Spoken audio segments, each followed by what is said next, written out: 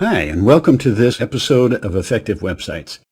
In the last video on the menu worksheet, we laid out a simple menu of the kinds of things one might typically expect to encounter on your web page.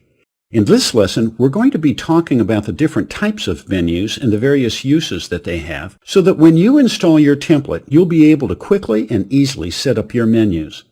Let's begin by setting up our workspace to make sure that everything goes smoothly. Now, in the last video, you began planning out what your web page menu would look like. And in doing that, you figured out pretty much the different pages that you're going to need. Take that menu worksheet out for just a minute and let's refer to it. It won't be long now before you install the template that you selected for your website. Just a couple more videos. When you do, you're going to discover that your website has what's called a front end and a back end. The back end will look like this. That's the part that only you will ever see. Nobody else is going to see that. The front end looks like this. This is the part that everybody's going to see when they visit your website. Across the top of most web pages is the menu.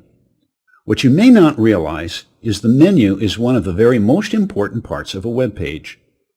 So make sure that you get that menu right the very first time. You can always adjust it later, but this will save you a lot of hours.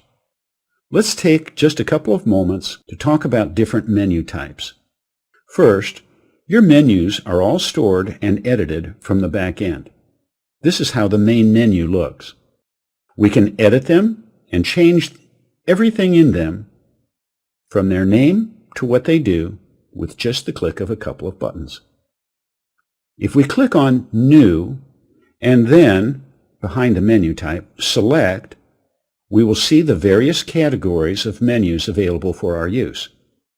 There are approximately 35 basic types of menus in these 12 main categories. You'll probably only need 5 to 7 at the very most, and those are going to be pretty simple to understand. There are basically two types of article menus that you might use.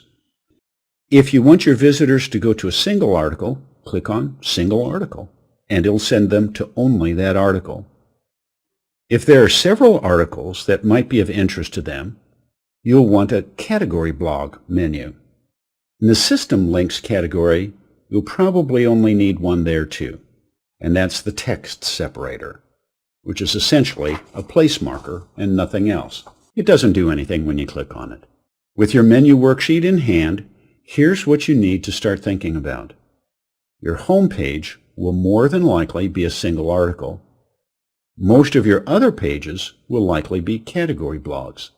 Your contact page will almost certainly be list contacts in a category. And after the template has been installed, we'll be adding a couple of extensions that will offer you a couple of other choices, namely a calendar and a forum. Now, you have an assignment before the next video. On your menu worksheet, write down what sort of menu item you think each menu might be based on what you've learned in this video. Don't worry about whether or not you're right or wrong. That's not important. What is important is that you start thinking in terms of your menu layout to make sure that you're thinking logically and clearly. Now, this video is going to make a whole lot more sense after the template is installed. But now is the right time to begin thinking about it. That's it. We hope that you found this episode of Effective Websites to be helpful and informative.